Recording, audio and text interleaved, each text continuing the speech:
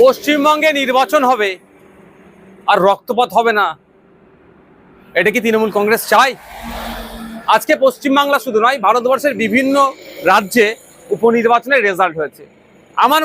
আমার এখনো পর্যন্ত কোনো খবর পাইনি ওখানে কোনো কোনো ঘটনা ঘটেছে, কিন্তু দুর্ভাগ্য আমাদের পশ্চিমবাংলায় একটা উপনির্বাচনে একটি ফুটফুটে ক্লাস 4-এর 9-10 বছরের বাচ্চা মেয়েকে খুন হতে হলো। অভিযোগ কি?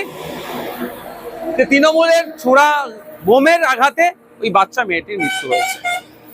হ্যাঁ, আমি আবারও বলছি, পশ্চিমবঙ্গে নির্বাচন হবে আর পিছড়েভাগের মুসলমান খুন হবে না, পশ্চিমবঙ্গের নির্বাচন তো অসম্পূর্ণ থাকবে। মুসলমানদের শিক্ষাতে ক্রমশ পিছিয়ে রাখার কারণ এটাই তো, মারামারি করবে, হানাহানি করবে, মরবে, মারবে, জেল খাটবে, ধ্বংস হবে। এই জন্যই মুসলমানকে রেখেছে, ভোটার হিসাবেই রেখেছে। মারামারি করার জন্য লাঠিয়াল হিসাবে বানিয়ে রেখেছে, মানুষদেরকে করার চেষ্টা করছেন। আমরা যারা এর বিরুদ্ধে কথা বলি, ওই জন্য আমাদেরকে দোষারোপ করা হয়।